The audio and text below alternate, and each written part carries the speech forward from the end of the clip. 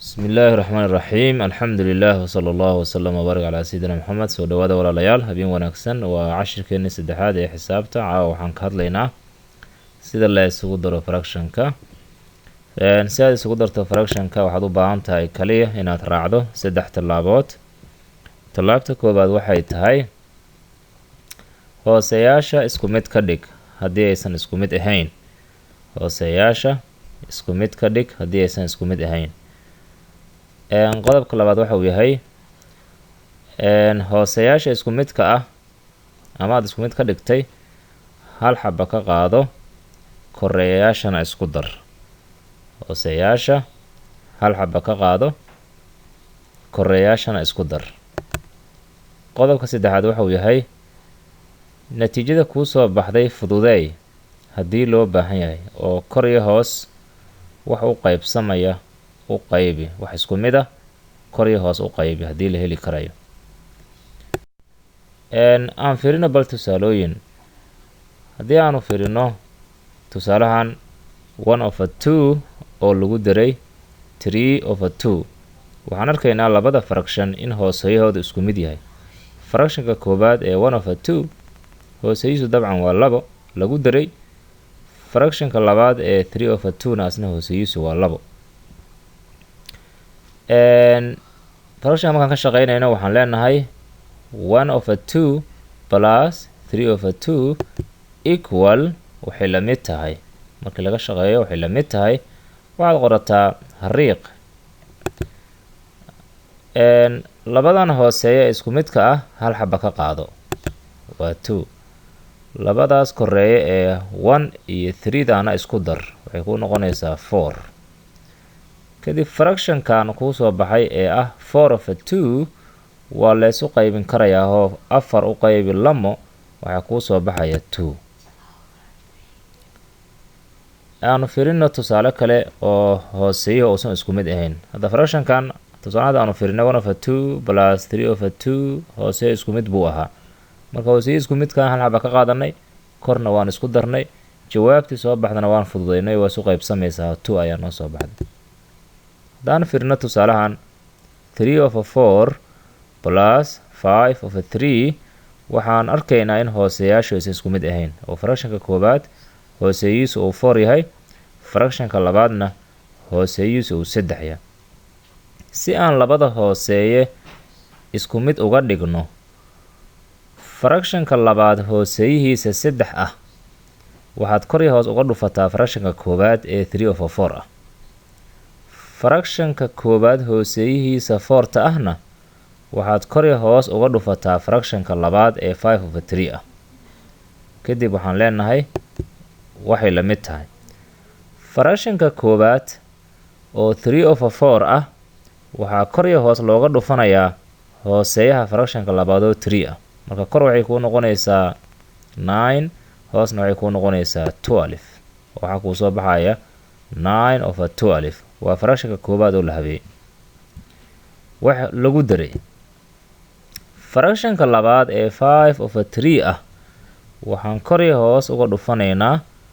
hooseeyaha fractionka koobaad ee 4 ah. 4 taas ayaan kor iyo hoos uga dhufanaynaa fractionka labaad. marka kor waxay noqonaysaa 20 hoosna waxay noqonaysaa 12. hadda waxaa noo soo baxay laba fraction oo hooseeyadu isku mid yahay. sida caadiga heedaan zaabka kor aan kusoo fiirinaba labadan hooseeya isku midka hal xaba ka qaado korna isku dar waxay kuu noqonaysaa 29. jawaabta waxay kuu soo baxday 29/12. fractionkan hadda ma isu qaybsamayo lamana fududey karo oo 29 waa prime number markii hal tiro oo kor iyo hoos loo wada qaybin karayo. waayahay iminkana aan fiirino bal tusaalooyin xoogaa badan aan bal fiirino. haddaan fiirino tusaalahan 4 plus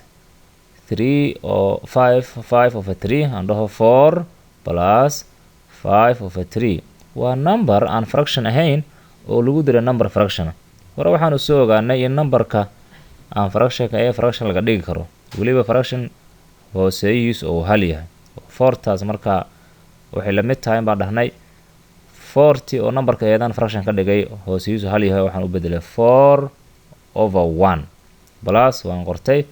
fractionkii 5/3 siisa aan soo qortay hadda laba fraction hadda isku kaydarsan oo kala ah 4 la hoos dhigay 1 lagu diray 5 la hoos dhigay 3 4/1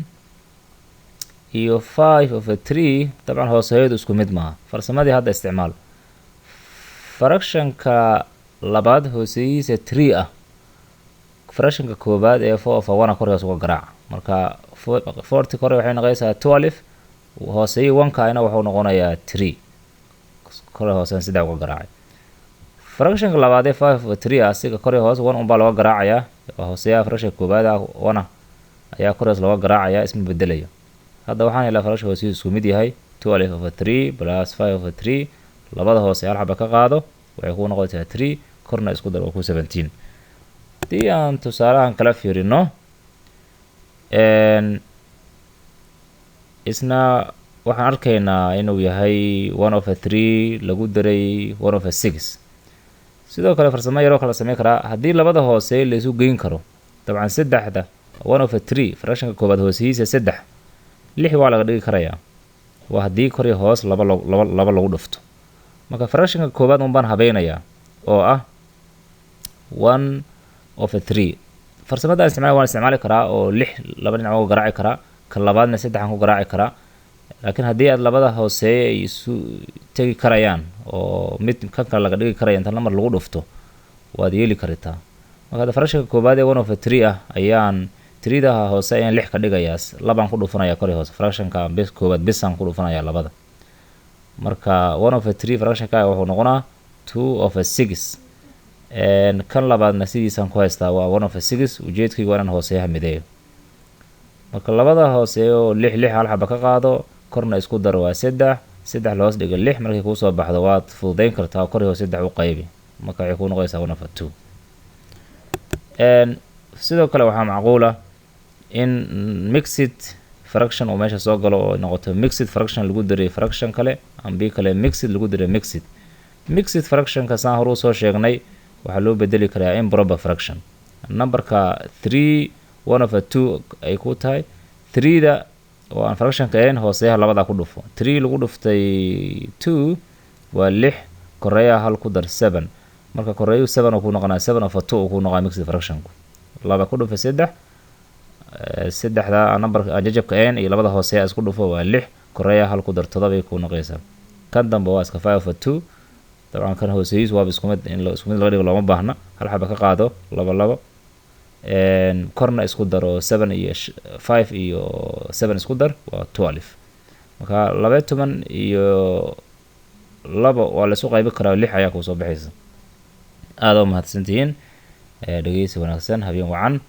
waxaan idin rajeynayaa inaad insha Allah taala wax uun ka faa'iidi doontaan